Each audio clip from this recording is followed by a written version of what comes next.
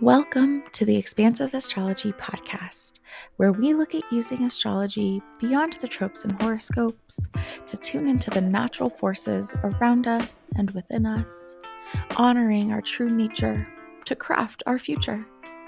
I'm your host, Melissa, the Self-Care Witch, and I'm here to help you meet your magic. Without further ado, let's begin this week's episode with a tarot reading for the collective.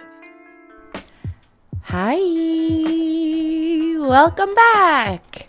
It's episode 26 of the Expansive Astrology Podcast, and we are continuing to explore Scorpio season and all of the spicy invitations that come along with Scorpio season. I'm excited for this episode. It's Tarot Week, where we look at the energy of Scorpio through the lens of the tarot, which means this week we're chatting about the Death card, the Judgment card, the Tower card, and the Suit of Cups, and specifically the Page of Cups.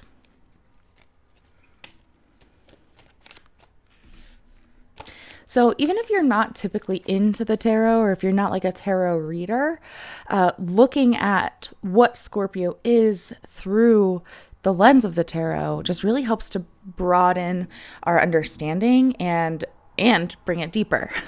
Both broaden it and bring it deeper.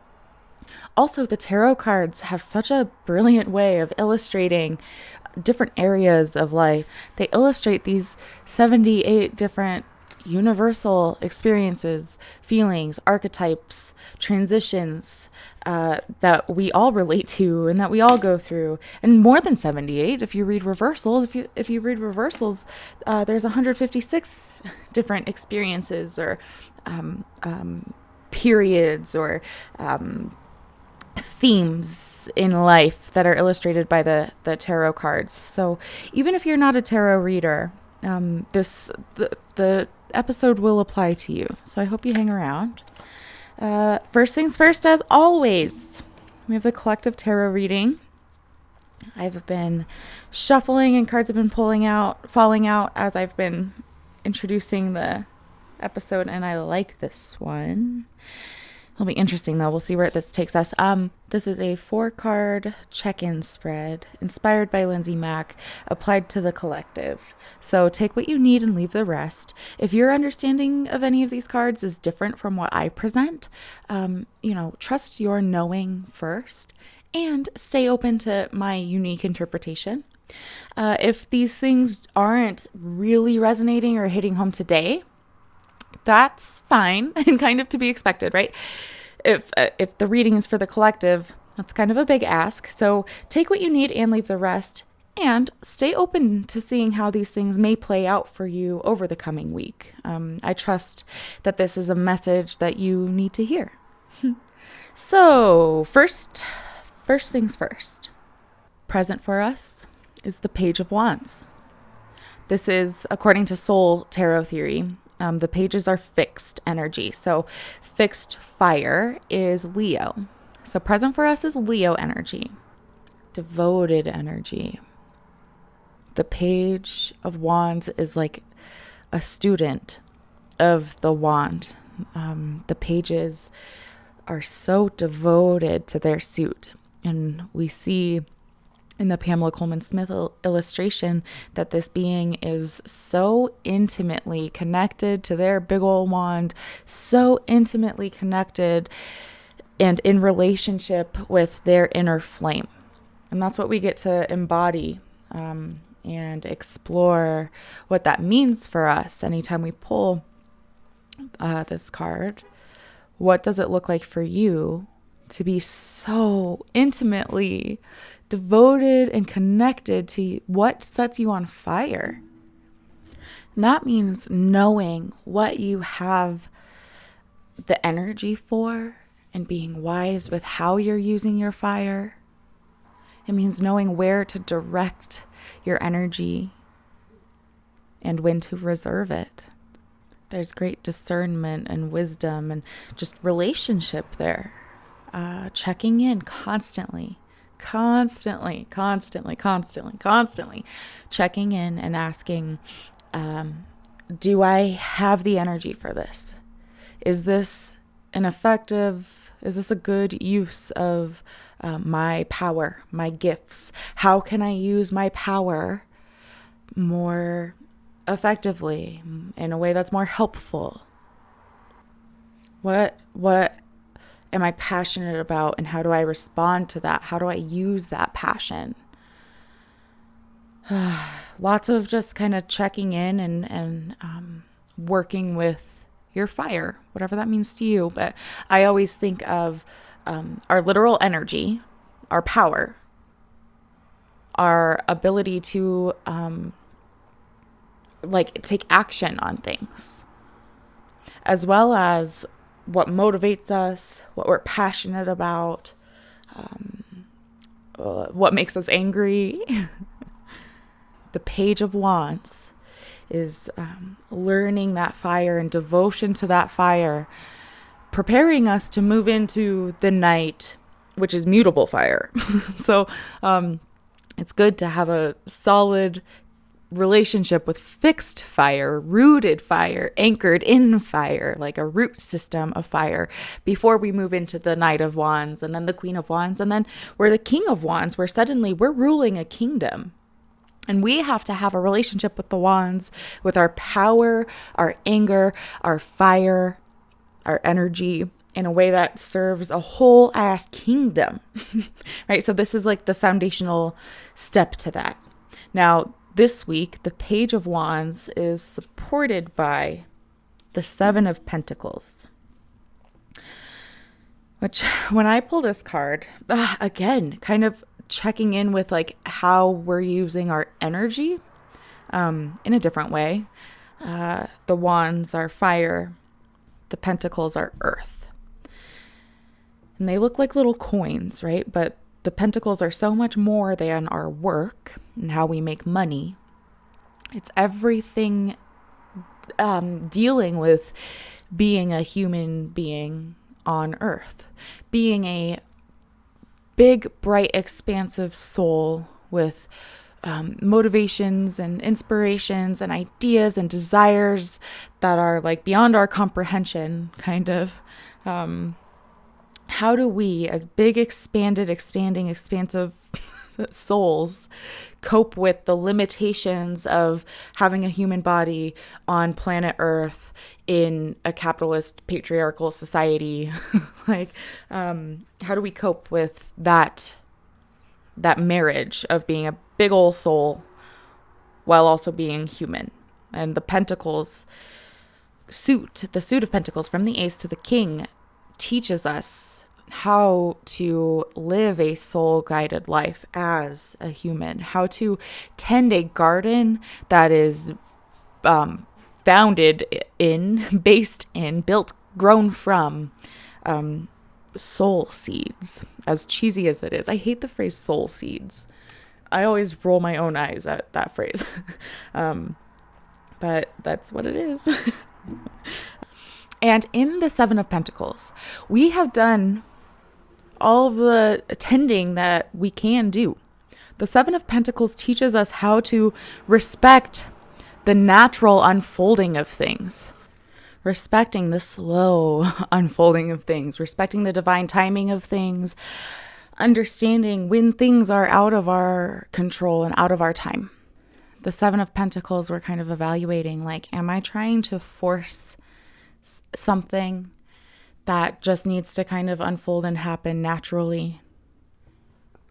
And that is such a liberation, right? If we let it be, it can be really frustrating to want the garden to grow and to have done all the work that we possibly freaking can, and know that like the last thing that we can do is just surrender and wait and trust, knowing that if we over tend the garden, then you're only going to drown the seeds, you're going to drown the roots, and then you'll never get the harvest that you want.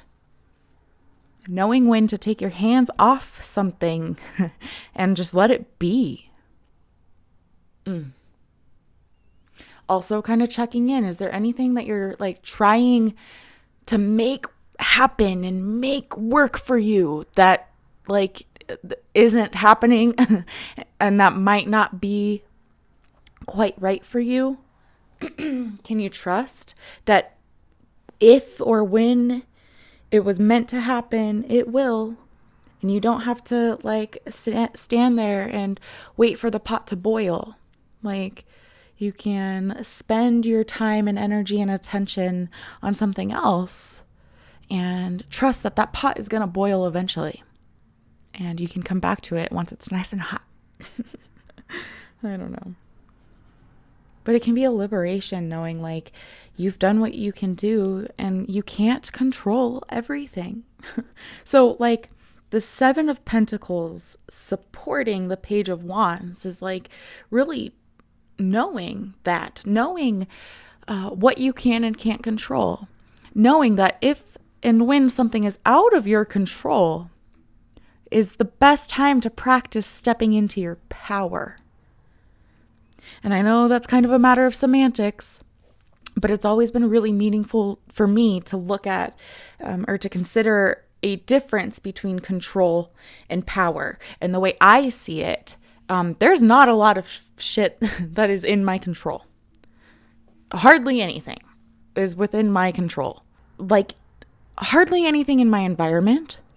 I can't control my child. I can't control my husband, right? I have no control over them. I have no control over my culture and my society at large. I have no control over whether anybody listens to this podcast or whether anybody shows up to their sessions and hires me as a coach. Like, I don't have control over shit. And it helps me to kind of just like say that and surrender to it. And even when I've been practicing this for years, I've really like adopted this as a like firm belief for several years now. And even as I'm vocalizing it right now, there's a part of me that's like, how can you say that? That like doesn't want to admit how little control I actually have. But I do have a lot of power. In all of those situations, I have so much power over my environment. And I flex that power every day by creating a beautiful, welcoming, warm, healthy, safe environment everywhere I go. I can't control my toddler, but I have a lot of power over him, right? I can't control my husband, but I have so much power over my relationship. I don't know. Again, I know it's semantics and it's like so meaningful to me. And I don't know. I don't know if it like lands as powerfully for everybody because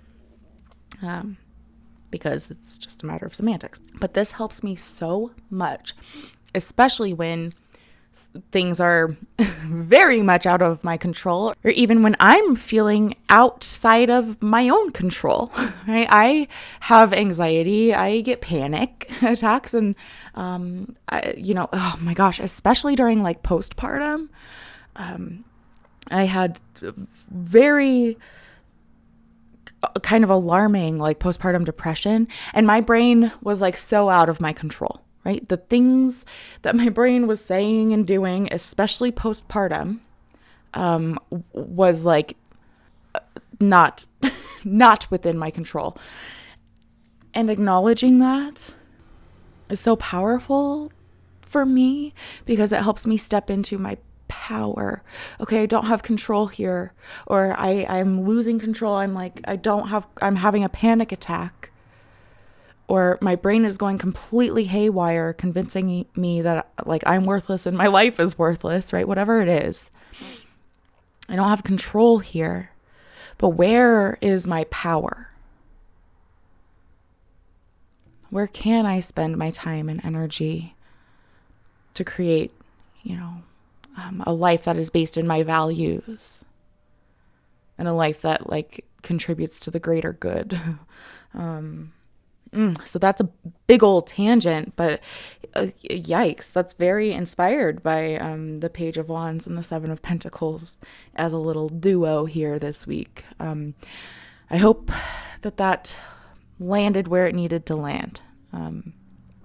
moving on, what we're learning this week is the Four of Swords. How funny. So we actually have all four elements in our spread this week. Our last card is a cup card. What we're learning is the Four of Swords, which in a phrase, in a nutshell, the Four of Swords is teaching us how to have a brain and be in our brain and see it and hear it, not bypassing any part of it, and not necessarily taking its invitations, not necessarily believing everything it says. In the card, we see a person laying down, and there's like, it's kind of a weird illustration with respect to Pamela Coleman Smith, of course. It's kind of strange, but we see a person like laying down, and there's three swords like right in front of their face, and another sword like underneath where they're laying, kind of. So we just get this idea. When we look at swords as air energy, we look at swords as like brain chemistry. This person has their swords straight to the face and like completely underneath them, right? Like they're surrounded by swords. They're surrounded by their brain chemistry, surrounded by what's going on in their mind. And yet they're just resting with that, learning that you don't have to believe everything the brain says. You don't have to take every invitation that it brings you into. And that's especially empowering and powerful when our brain says things like, you're worthless and your life is worthless, right? Or when the brain says things like, they all hate you. Don't go to that. It'll never work out for you. You'll never get the job. Don't even apply. Right? We get to see that and hear that and not ignore that, like really looking at the operations of the brain, not letting these things just kind of slip by and happen without our awareness or consent, really, but like being in the brain, hearing the brain, honoring what it says, and not necessarily believing it or taking its invitations, going to the party, applying for the job, doing the thing regardless. The Four of Swords is also kind of this interesting idea, the difference between like taking a break from the brain and knowing that that's different from bypassing, suppressing, ignoring, numbing out, dissociating. Just a reminder that like we can be in the brain, we can have a really fucking hard time with the brain and not necessarily buy into its craziness, not necessarily buy into all the stories it says. We can permission ourselves to take a break. We can permission ourselves to act even if our brain is activated. And that's really like the whole suit of swords is teaching us how to have a brain that supports our evolution and our growth. How to have a brain that isn't only interested in keeping us the same and small, protected, weak. The Four of Swords is a major player in that. So that's what we're learning this week. So present for us is this like evaluation, discernment with, checking in with our energy, our fire, what we're giving ourselves to. And what we're learning is how to have a difficult brain and not necessarily believing it, like taking a break from it, a true break, like an actual nervous system break, not just suppressing or getting rid of. So whatever that means for you, if that means like incorporating some meditation, if it means signing up for therapy or like a breathwork session or something to truly tend to yourself and something to truly like act against the bullshit that your brain may be telling you. Whatever it is that your brain is convincing you that is not the truth with a capital T, do something to act directly like in rebellion against the bullshit that your brain is saying. Don't believe everything the brain tells you. Don't believe everything the brain tells you. Don't believe everything the brain tells you. Remember that. It's very important. Given all of that, our anchor this week is a cup card. So we get a little flavor of everything here. 10 of Cups. The 10 of Cups is what teaches us how to it helps us cultivate the ability to be with the rainbows in life. Because it's really easy to bypass a rainbow because they happen all the time. You've seen a million of them. This is like a stop and smell the roses type of card. It's a find the silver lining type of card. It's a cultivate the ability to be with the goodness type of card. Even when things don't, even when that's the most radical fucking thing possible, ever. There's in the 10 of Cups by Pamela Coleman Smith, there's a big old rainbow in the sky filled with these 10 cups. It's really beautiful. There's a couple who are joined at the hip and their arms are extended out wide, and there's children playing, skipping in a circle. Really cute, really lovely, clear blue sky. And I freaking, that this is a Lindsay Mack fan cast. I freaking love what Lindsay Mack says about this. She says that we see this snapshot, right, in this illustration of this beautiful family enjoying this beautiful day and this beautiful rainbow. And in a split second, those kids could be fighting. The couple needs to, go back to the laundry and the bills and the farming stuff. I don't know. And maybe, we see this couple in this moment where they're joined at the hips and things seem great, but maybe they're on the brink of divorce. We don't know. So I just love that reminder that, yes, this is a snapshot in time, but it's not saying that life is rainbows and sunshine and happiness and joy and giggles. And it's not saying that that's what life is going to be, right? But it is saying that these moments exist. Oh, even in the worst of times, rainbows arrive and flowers still bloom. These moments exist, these pockets exist, and it takes a lot of work to find them and be in them and truly appreciate them. It takes a lot of work to kind of undo fear that I hear it from clients all the time, and they're like, I can't enjoy this because it's going to go away.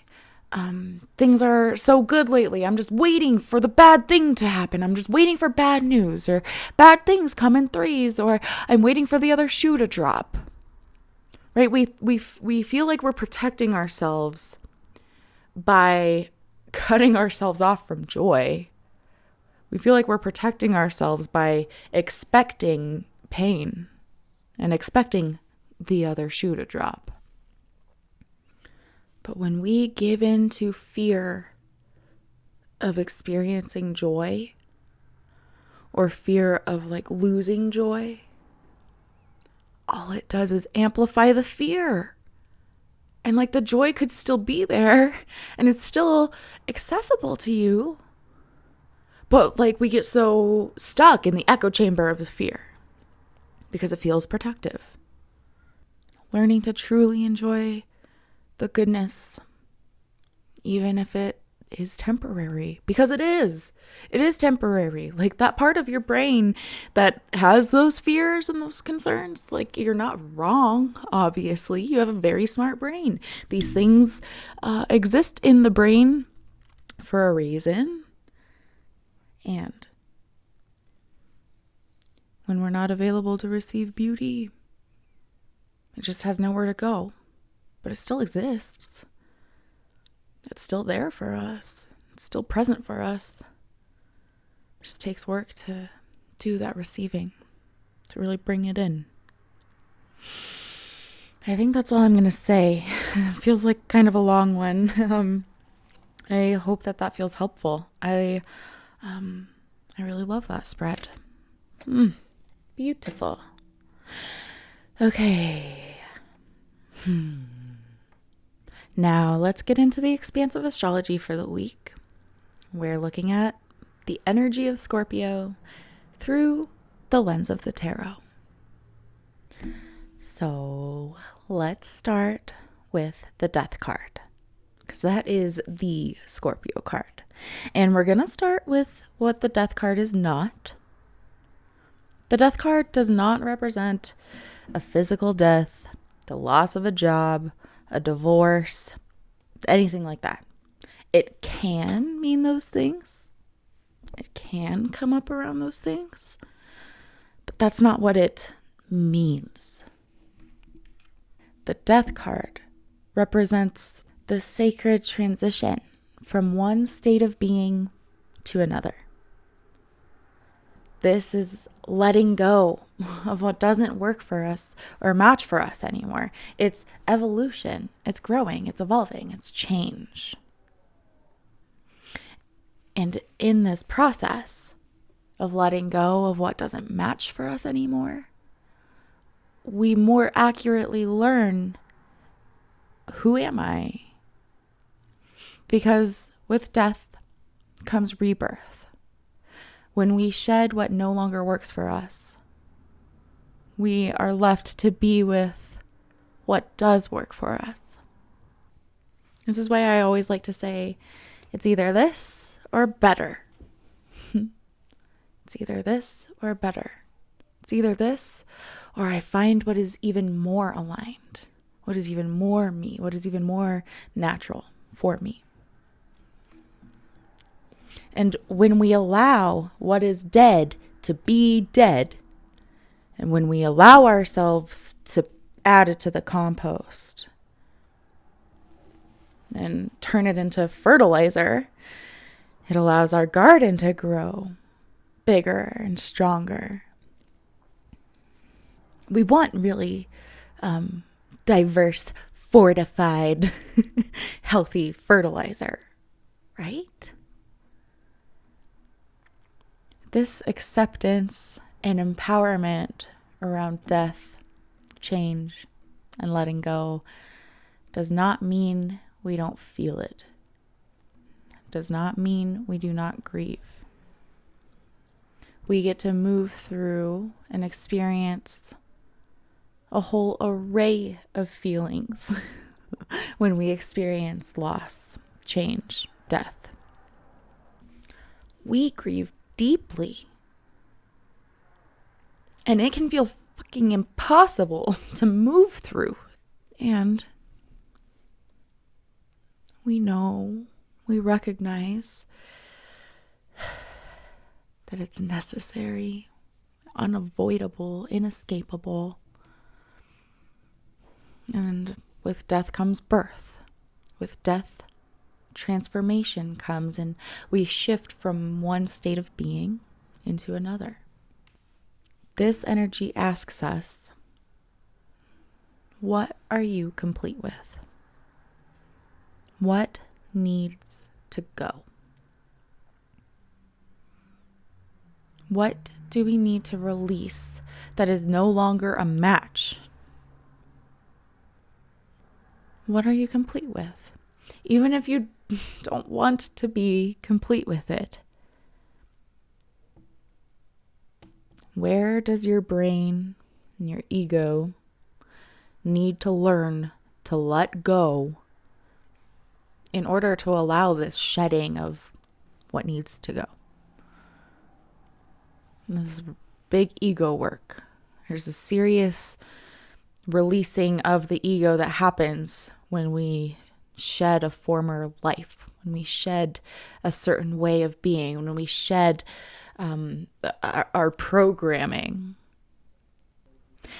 And I'd like to quote Lindsay Mack directly here because she said it beautifully, and it'd be a disservice to try to paraphrase. She says, quote, "It is saying if there are things in this stage of your life or this stage of experience that you are releasing, that are being lost, that are being uprooted from your garden, they're not gone. They're now available to help what is ready to grow. Unquote. I love this point of view, and just emphasizing that each time we move through like a death experience, a change, an evolution, each time we let go of what is no longer serving, whether we're like forced to, like in a tower experience, or whether it's like a choice. Yes, it hurts.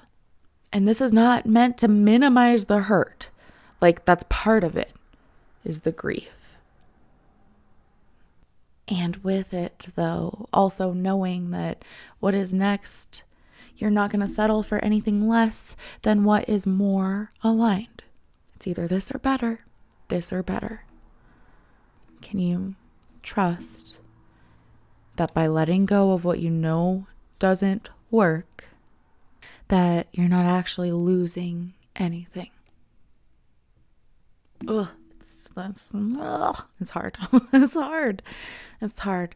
And death on the death card, death is a night. And night energy is about movement and messages. We also see on the card a white flower and flag, which are meant to symbolize rebirth. And there's a crown falling off the head of the king on the card, which symbolizes the releasing of the ego.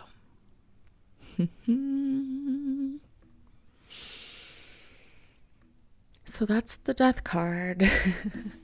And that's part of what we get to explore this season, is what we need to let go of so that we can continue transforming into what is most aligned. And in the next couple of weeks, we're going to be talking about our deepest desires and touching in with that and honoring that and using our desires as like a map to serve us in that like seeking of alignment. And we're also going to talk about attachment and how attachment makes this so fucking hard. How to have attachment in a way that like, it's still going to be hard, right? It's always hard. Loss and change is, it's difficult, right, to move through. Our brain doesn't like it. Our humanness doesn't really love it.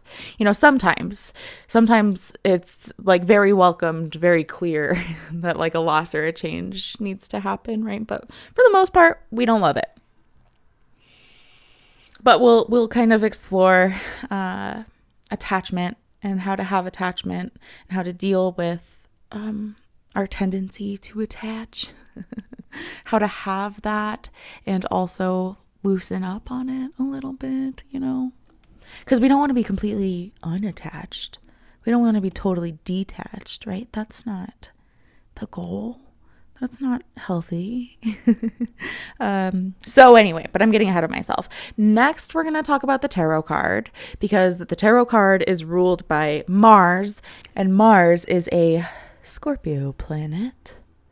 So the Tower is here to bring down and clear out anything that was built on a shaky foundation. So anytime I pull the Tower, it's pretty intense imagery. It's one of the more intense cards in the deck. And I almost like neutralized that in my brain. And I just instantly want to look to, okay, what is the foundation of the thing here? Because it's not even about the Tower itself, right? It's about knowing that when we are carrying something that is no longer meant for us, it has to go, and it will go. No matter how good or stable the Tower looks, how it's served in the past, eventually, if it is built on unsound foundation, it will come down. whether we like it or not. And like this energy shakes us, and it's scary. It's scary. Usually the tower comes in. The tower kind of has to happen when there's something that we're resisting letting go of. When we're really like devoted to this tower that we've been building, and we're not going to do the letting go, or we're not going to do the foundation work on our own. Mars has to come in, or the tower has to come in and shake it up for us. And just like the death card, it's a liberation from what is not actually working. It's a liberation from what is unhealthy and unhelpful. So yes, it's scary. And like I said, I almost always look past, and maybe that's not fair. Maybe there's a little bit of like bypassing rooted in fear there, right? Because the brain doesn't like this. It's one of those things that's out of our control. So it's scary. And it's not so much about the tower and what the tower was and the event of the tower. It's not so much about the tower itself. It's about what it's revealing. It's about the foundation. And it doesn't have to be about events like divorce or losing a job or getting into a car accident. It's not about that, right? It can, again, just like the death card, like it can include those things. But that's not what it's about. What it's about is clearing out those things that hold us back, those things that we can't carry on with us, those things that are truly unaligned, the things that need to go so that we can find alignment. And again, my favorite affirmation, this or better. It's either going to be this tower, or I'm going to figure out how to build a better one on even more solid foundation. Remembering that what needs to go will come down. And it doesn't mean that we've made a massive mistake, or we're stupid, or we've been doing things wrong the whole time. Like maybe, but that's not what it means. It just means that we've been building these structures, whether intentionally or subconsciously, we've been building these structures upon a foundation that was not fit or sound for what we've constructed there. Again, it doesn't mean we've been making a mistake and it's all built on a lie, right? Not necessarily. It's not quite like that, but it does show that at one point we weren't ready to tend to that foundation and look at it in this way. We didn't have the knowledge and the gardening expertise to turn the soil in the way we needed to, but now we do. Apparently, right? Now we know. Now we must be ready to look at that foundation and rebuild. So, the invitation of tower energy is to take a deeper look at the roots deep within the soil, underneath the structures that we built, and looking at the beliefs, patterns, feelings that were contributing to the soil, the roots, and the structure. Who has helped you build your gardens and your towers? What instructions are you following? What beliefs, patterns, structures, instructions, expectations were programmed into you by your family or your society, your culture, that has been contributing to how you've been building your life, your garden, your towers? It's important to look at, right? Are you building your life based around people, patterns, and expectations that you respect and value and that are healthy and aligned for you? Are you doing your life? Are you building your towers in your garden based around how your mom did it and what your mom expects? Reminds me of the Glennon Doyle thing. Like, can you learn how to be a bad daughter and build your own towers in your own garden in a way that is healthier than the way your parents and your grandparents and your ancestors did. Right? It's kind of our responsibility. And to do that, we have to look at the foundation. So all of this is not to say that in Scorpio season, because this is like one of the Scorpio tarot cards, it's not to say that we're all going to have a tower experience and we're all going to be shaken to our core and forced to look at the foundation of the thing in a way that we wouldn't necessarily choose for ourselves, but Mars had to come in and intervene. No, that's not like a characteristic of Scorpio, right? But what Scorpio helps us do, why I do bring this up, why it's relevant, what Scorpio does help us do is that deep inner work, which like Scorpio is a fiery card, but like that foundational work, that letting go, that attachment, that facing your attachment, that grief, that's water work. That's Scorpio work. That's like Page of Cups work too, which we'll get there. But we're not all going to have some terrible tower experience this season. And Scorpio helps us look at letting go, allowing transformation, finding alignment, how we deal with attachment, how we defend ourselves when we feel threatened and exposed. And finally, ruled by Pluto, we have the Judgment card. Now you'll find that this is very on brand for everything else we've been talking about. In a word, the Judgment card, reckoning. Ruled by Pluto, which is all about uncovering shit that's meant to be seen. This is where we rebirth. This is those times where the blindfold comes off and we see what we need to see. Judgment calls us to step away from anything that's untrue, anything that's false, illusion, delusion. It's a reckoning, it's awakening. We're pulling off the blindfold and taking a deep look at those things that we need to see, the things that we need to acknowledge so that we can change.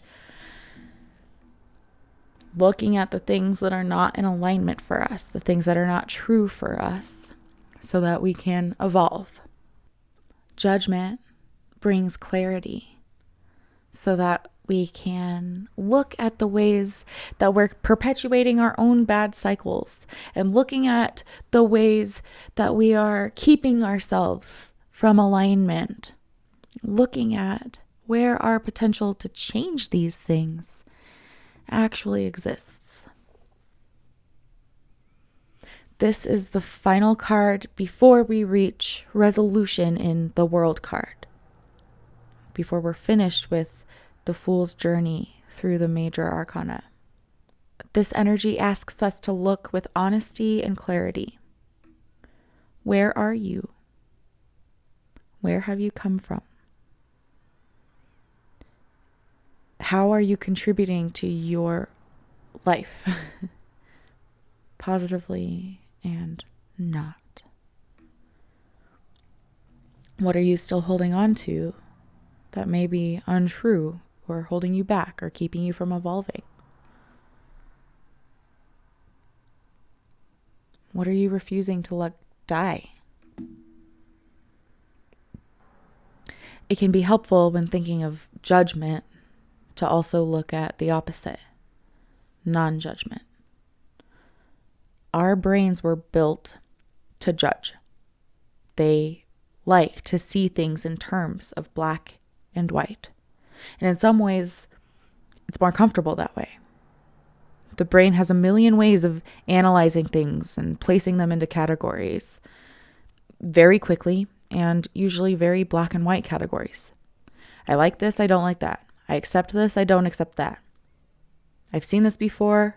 I know what's about to happen. This is good. This is bad. Comfortable, good. Uncomfortable, bad. Very strategic, very presumptuous. and often unwavering. Our brains do this all day, every day, usually without a second thought from us. And it's a good thing. It keeps us safe and alive. When we see a bear in the distance, our brain knows in a second, without a shadow of a doubt, that we are in danger. And this is not so helpful in most instances, even if it feels like it. In most modern day instances, our brains do not need to think with such black and white judgments. Because in modern day instances, we're rarely in true life or death situations. There's so much nuance. And yet our brain considers our asshole boss yelling at us at the same level of threat as a bear in the distance.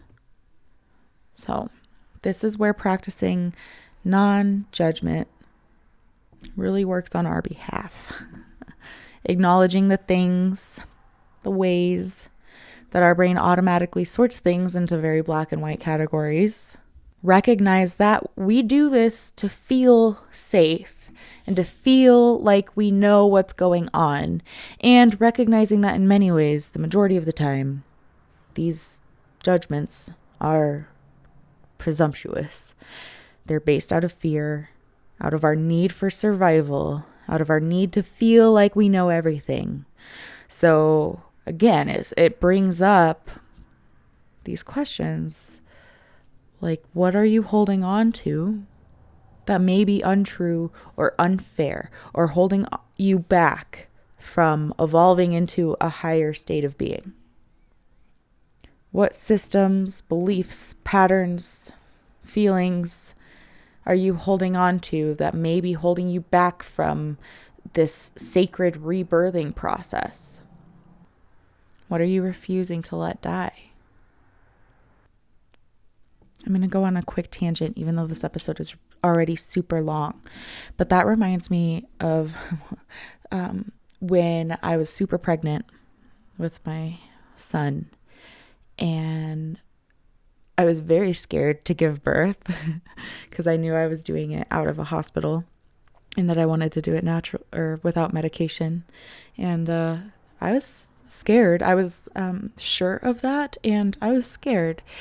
And I remember like grappling with this weird thing my brain was doing where it was like resisting empowerment.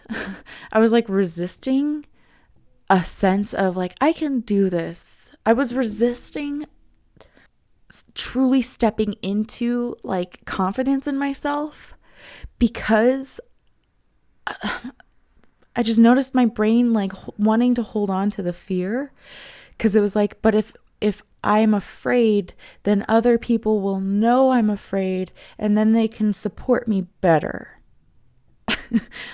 I don't know. I just became aware that my brain was kind of like operating in that way, that I was like wanting to hold on to my fear so that other people would like meet me there and lift me up, which is not necessary to get people to support me, especially in that scenario, right? Like, no. I got all of the support I needed, even though I wasn't feeling incapable and totally scared shitless. I mean, I was scared shitless for sure. But I noticed that I was like perpetuating a belief that like I couldn't do it. I was really sitting in my fear, and it was like this ingrained pattern of victimhood, of I can't do it, of I need other people to do it for me, kind of, you know.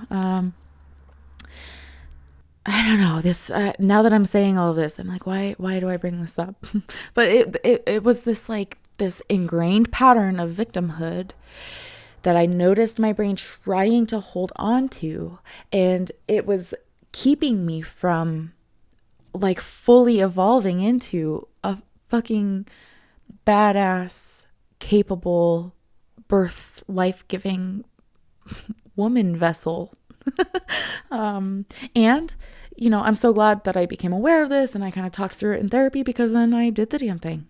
I was able to have the birthing experience that I desired, and I was able to receive support in a billion beautiful ways, right? I had an amazing doula. My partner was wonderful. The most blessing gift of a midwife that I can ever imagine. Like, I received all the support I needed, and I didn't need to come at it from that old pattern. I was able to receive support and also tap in with my own strength from within. So sorry if that feels like a way offhanded tangent, but to me, it feels relevant for this judgment card work. And it feels relevant for Scorpio season, where we're looking at what we desire. We're looking at what is keeping us from aligning with that. And we're learning how to let go of it, which is death work. It's ego work. It's the judgment card. It's a reckoning. It's an awakening. It's a shedding. It's a letting go. Oh boy, it's work.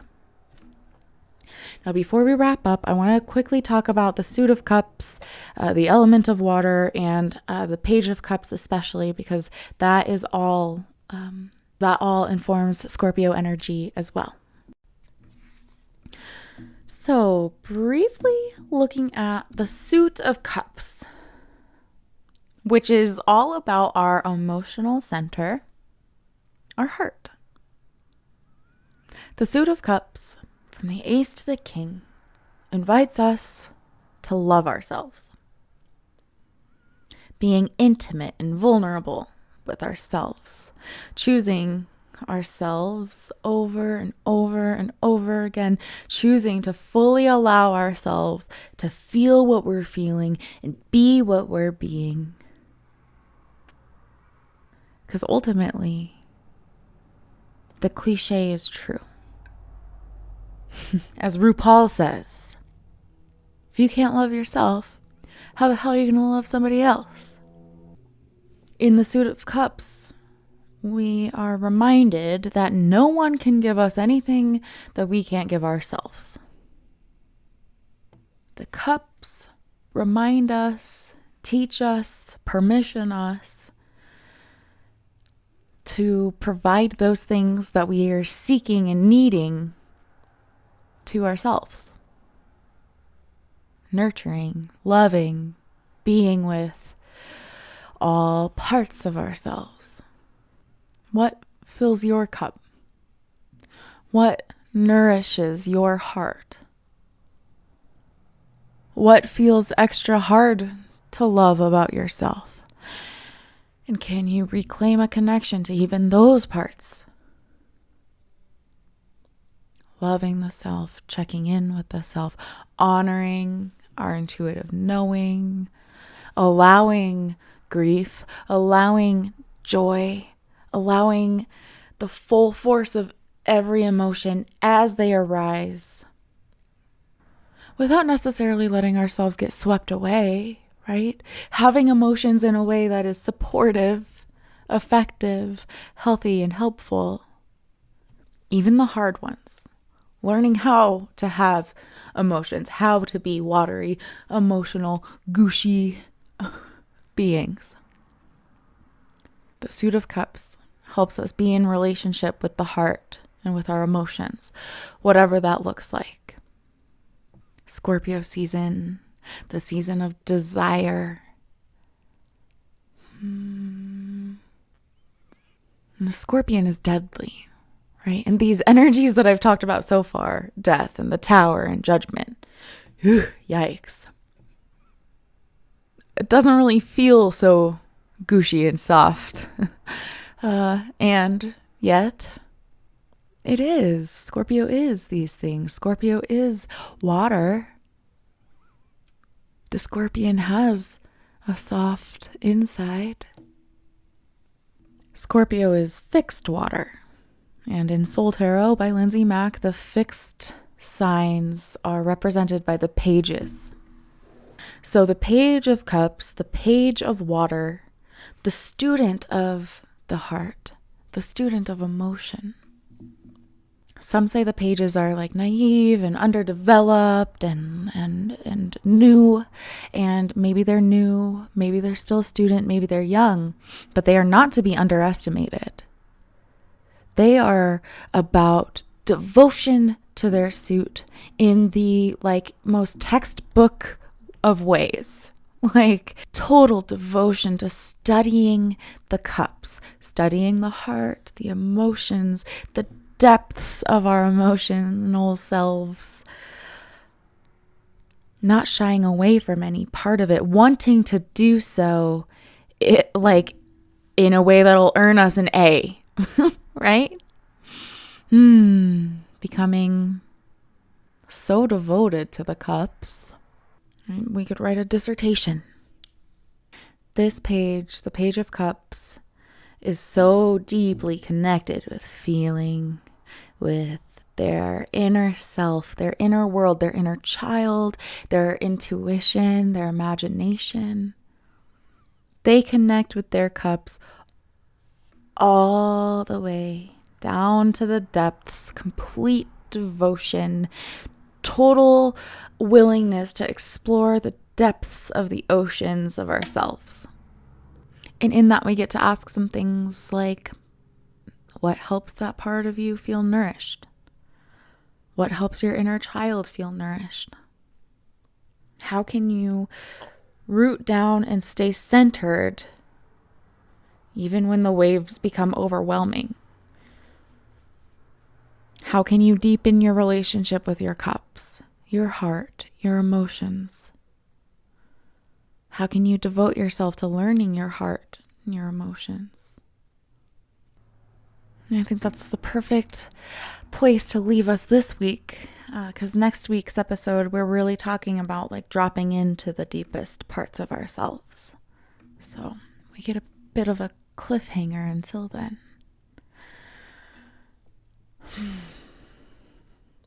It's a big energy. These are big energies. I hope that this does feel helpful in expanding our understanding of what Scorpio is and how we're invited to engage with it in this energy over the next couple of weeks. Now, I have a brief astrological forecast for you. This is printed in the show notes, and all the times I'm about to say are Eastern Daylight Time, just to keep it simple. I'm just going to name some of the more major transits that are happening this week, as well as the times that the moon will be void of course, which means it'll be between signs. And I share all of this not so that we overly structure our lives around these things, but more so that we can just stay observant and aware of how they may or may not impact us. And also, there's a lovely invitation with the moon being void, of course, that these little pockets of time are invitations for us to kind of slow down, turn inward, and not expect much productivity. Not so much output, and kind of focus a little more on input. And I'm always going to share invitations for that. So, first, let's see, Wednesday the 2nd, the moon is void, of course, from 7:08 a.m. until it enters Pisces at 2:46 p.m. Moving to Friday the 4th, the moon is void, of course, starting at 6:05 p.m. until it enters Aries at 7:07 p.m. Sunday the 6th, the moon is void, of course, from 5:30 p.m. until it enters Taurus on Monday at 12:15 a.m. And then Tuesday the 8th is the day of our next upload. And I'll mention it now. We have a full moon early in the morning, 6:02 a.m. This is a lunar eclipse in Taurus. And if you would like to learn how to work with the lunar eclipse in Taurus, I would love to have you join me for the next moon meetup. This is on Sunday the 6th at 6 p.m. Mountain Time. we'll be preparing for this full moon energy. All are welcome in my moon circles. They happen in person in Old Town Fort Collins or online via Zoom. You can find more information on my website. If you've never been to one, I would so love to have you. If you're feeling brave and you would like to give it a little shot, I don't think you'll regret it. I'd love to have you. And if moon meetups are something that you're interested in participating in on a more regular basis, you can get an all-access pass, and you can support the podcast by signing up for my monthly membership. It's called the Meet Your Magic Monthly Membership, and now's the time to do it because I am going to be sending out November tarot spreads, which are a membership perk. You get a 5-card tarot spread, pretty in-depth, a spread for the month ahead. Those will be going out for November this week. You have until November 15th to get a November spread, but you can sign up for the membership anytime. But if you would like your November spread, do it now. Do it now. I so appreciate my members, those of you who have joined already. Don't doubt how much that means to me. It means a whole lot, and it's a really great way to support the podcast for just $21 a month. And hopefully it feels supportive for you too. Next week, we're talking about dropping into the deepest part of ourselves, connecting with our intuition, our vulnerability, our desires, and how we defend those vulnerable parts of us. Oh, it's an important one next week. So I will see you here with that. And until then, take really good care of yourselves. Thanks for being here. Have a great week. Bye. Now, before you go, let me keep your ear for just a moment. This week's episode is brought to you by www.theselfcarewitch.com, my bread and butter, where you can find more information on my current courses, offerings, and other fun ways to connect with myself and yourself. If you enjoyed this episode and you dig what I'm doing here, please subscribe to the podcast, rate it, and leave a review. It helps so much. And if you'd like to connect with me, head to theselfcarewitch.com. I'd truly love to hear from you. Until next time, take care.